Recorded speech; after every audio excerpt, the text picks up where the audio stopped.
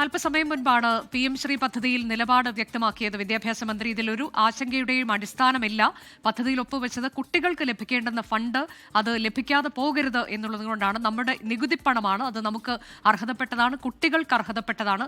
മറ്റൊരു കാര്യത്തിലും ആശങ്ക വേണ്ടതില്ല. പ്രത്യേകിച്ച് സിലബസ് പാഠ്യപദ്ധതിയുടെ കാര്യത്തിൽ ഉൾപ്പെടെ ഒരാശങ്കയ്ക്കും അടിസ്ഥാനമില്ല. അത് സംസ്ഥാന സർക്കാരാണ് തീരുമാനമെടുക്കുന്നത് എന്നൊക്കെയാണ് വിദ്യാഭ്യാസ മന്ത്രി വിശദീകരിച്ചു. ഉമേഷ് ബാലകൃഷ്ണൻ വിശദാംശങ്ങളുമായുണ്ട്. ഉമേഷ്, ആശങ്കകൾക്ക് അടിസ്ഥാനമില്ല എന്നാണ് വിദ്യാഭ്യാസ മന്ത്രി പറഞ്ഞിട്ടുള്ളത്. ചില സംശയങ്ങളൊക്കെ ഉണ്ടായിരുന്നു, അത് തീർക്കാൻ താൻ നേരിട്ട് ഡൽഹിയിലേക്ക് പോയി. അപ്പോൾ ആ സംശയങ്ങളെല്ലാം തീർന്നിട്ടുണ്ട്. ഇനി കിട്ടാൻ പോകുന്ന കണക്ക് അതൊക്കെ പറയുകയാണ്. എത്ര കോടികളാണ് ഇനി കിട്ടാനുള്ളത് എന്നൊക്കെ വിദ്യാഭ്യാസ മന്ത്രി പറഞ്ഞിരിക്കുകയാണ്. അതായത് ഇതിൽ ഒരു തരത്തിലും ആശങ്ക വേണ്ടതില്ല. അപ്പോൾ CPI ഉന്നയിക്കുന്ന കാര്യങ്ങൾ അതിലൊന്നും ആശങ്കയില്ല, അങ്ങനെയുള്ള ആശങ്കകൾ വേണ്ട എന്ന് കൃത്യമായി പറഞ്ഞിരിക്കുകയാണോ വിദ്യാഭ്യാസ മന്ത്രി? തീർച്ചയായും വിദ്യാഭ്യാസ മന്ത്രിയുടെ നിലപാട് നേരത്തെ ഉണ്ടായിരുന്ന അതേ നിലപാട് വീണ്ടും ആവർത്തിക്കുകയാണ് ഉണ്ടായത്. അതായത് കഴിഞ്ഞ ദിവസങ്ങളിൽ പറഞ്ഞതുപോലെ ഇതുമായി ബന്ധപ്പെട്ട്, അതായത് PM ശ്രീ ബന്ധപ്പെട്ട പദ്ധതി നടപ്പാക്കിയാൽ ഉണ്ടാകുന്ന ബുദ്ധിമുട്ടുകൾ അതെല്ലാം നിരന്തരമായി പറഞ്ഞുകൊണ്ടിരുന്ന വിദ്യാഭ്യാസ മന്ത്രി ഈ നിലപാടിൽ നിന്ന്, അതായത് PM ശ്രീയുമായി ബന്ധപ്പെട്ടുണ്ടായ നിലപാടിൽ നിന്ന് പിന്നോട്ട് പോയിരിക്കുന്നു, തന്റെ നിലപാട് ഇപ്പോൾ മാറ്റിയിരിക്കുന്നു എന്ന് അർത്ഥശങ്കയ്ക്കിടയില്ലാതെ മന്ത്രി പറഞ്ഞിരിക്കുന്നു. അതായത് പല വിഷയങ്ങളിൽ എല്ലാ കാലത്തും നമുക്ക് ഫണ്ടിന്റെ പേരിൽ നമുക്ക് ഒരു വിഷയത്തെ എതിർക്കാൻ കഴിയില്ലല്ലോ എന്നുള്ള ചോദ്യമാണ്. അതാണ് നയം പറഞ്ഞുകൊണ്ട് എല്ലാ കാലവും ഇരുന്നാൽ അങ്ങനെ എങ്ങനെയാണ് എതിർക്കാൻ പറ്റുന്നത് എന്ന് പറയുകയാണ്. അത് നമുക്ക് അർഹതപ്പെട്ടതാണ്, അത് ആരുടെയും ഔദാര്യമല്ല. അപ്പോൾ ഇത് പറഞ്ഞുകൊണ്ട് കോടികൾ കളയണമോ, അങ്ങനെ പാഴാക്കി കളയേണ്ടതല്ല, അത് നമ്മളുടെ കുട്ടികൾക്ക് അവകാശപ്പെട്ടതാണ് തുടങ്ങിയ കാര്യങ്ങളൊക്കെയാണ് വിദ്യാഭ്യാസ മന്ത്രി വ്യക്തമാക്കിയത്. ഇതുവരെ താൻ എതിർത്തിട്ടുണ്ട് ദേശീയ വിദ്യാഭ്യാസ നയത്തെ, എന്നാൽ ഇപ്പോൾ അതിൽ നിന്ന് പിന്നാക്കം പോവുകയാണ്. ദേശീയ വിദ്യാഭ്യാസ നയത്തെ എല്ലാ കാലവും അങ്ങനെ എതിർത്തുകൊണ്ടിരിക്കാൻ പറ്റുമോ എന്ന് ചോദിക്കുകയാണ്. എന്നാൽ ഒപ്പം തന്നെ ഇതിൽ ആശങ്കയുടെ കാര്യമില്ല. ദേശീയ വിദ്യാഭ്യാസ നയം മുന്നോട്ട് വയ്ക്കുന്നതിനേക്കാൾ എത്രയോ മുന്നിലാണ് കേരളം വിദ്യാഭ്യാസ കാര്യത്തിൽ എന്നതും മന്ത്രി ചൂണ്ടിക്കാട്ടുന്നുണ്ട്. ഉമേഷ്, തുടരൂ.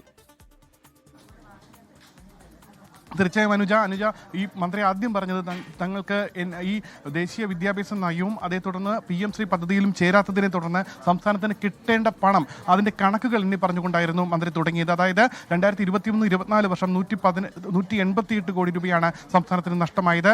അതുകൂടാതെ ഇപ്പോൾ ഇതുവരെ, അതായത് 2025 വരെ 1158 കോടി 13 ലക്ഷം രൂപ സംസ്ഥാനത്തിന് നഷ്ടമായി. എന്തായാലും ഈ ഒപ്പുവെച്ചതോടുകൂടി 1476 കോടി രൂപ വിദ്യാഭ്യാസ വകുപ്പിന് ലഭിക്കാൻ പോവുകയാണ്. വിവിധ പദ്ധതികളുടെ ഫണ്ട് മുടങ്ങിക്കിടക്കുകയാണ്. സ്വാഭാവികമായി പണം ലഭിക്കേണ്ടതുണ്ട്. പണം ലഭിക്കണമെങ്കിൽ ചില വിട്ടുവീഴ്ചകൾ തയ്യാറാകണം. അവസാന ഘട്ടം, അതായത് 2024 മുൻപ് കേന്ദ്ര വിദ്യാഭ്യാസ സെക്രട്ടറിക്ക് ഒരു കത്തയക്കുന്നത്, തങ്ങൾ PM ശ്രീയിൽ ചേരാൻ തയ്യാറാണ് എന്ന് പറഞ്ഞുകൊണ്ട് കത്തയക്കുന്നത്. പക്ഷേ അതിനുശേഷം തങ്ങൾക്ക് നിരന്തരമായി ഇതുമായി ബന്ധപ്പെട്ട ഫണ്ടുകൾ നൽകാതെ തുടർന്നു പോന്നു. അതിനുശേഷം ഒരു അന്ത്യശാസനം വന്നു.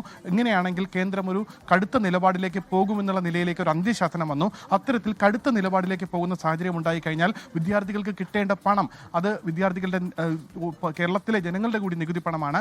ആ പണം കിട്ടാത്ത സാഹചര്യം ഉണ്ടായി കഴിഞ്ഞാൽ അത് അംഗീകരിക്കാൻ കഴിയില്ല. അതുകൊണ്ടാണ് തങ്ങൾ ഈ പദ്ധതിയിൽ ചേർന്നത്. പക്ഷേ പദ്ധതിയിൽ ചേർന്നത് കൊണ്ട് മാത്രം ദേശീയ വിദ്യാഭ്യാസ നയവുമായി ബന്ധപ്പെട്ടുള്ള കാര്യങ്ങൾ പൂർണ്ണമായി ഇവിടെ നടപ്പാക്കേണ്ടതില്ല എന്നുള്ളതാണ് മന്ത്രിയുടെ ന്യായീകരണം. മന്ത്രി പറയുന്നത് അത്തരത്തിൽ തങ്ങൾ ഇതിലൊരു തന്ത്രപരമായ സമീപനമാണ് സ്വീകരിക്കുന്നത്. ആദ്യം ഫണ്ട് വാങ്ങിയെടുക്കുക, എന്നിട്ട് ഇത് പൂർണ്ണമായി നടപ്പാക്കേണ്ടതില്ല, അങ്ങനെ പൂർണ്ണമായി നടപ്പാക്കണമെന്ന് ഒപ്പിട്ട് നൽകിയ MOUയിലും പറയുന്നില്ല എന്നുള്ളതാണ് മന്ത്രി ആവർത്തിക്കുന്നത്.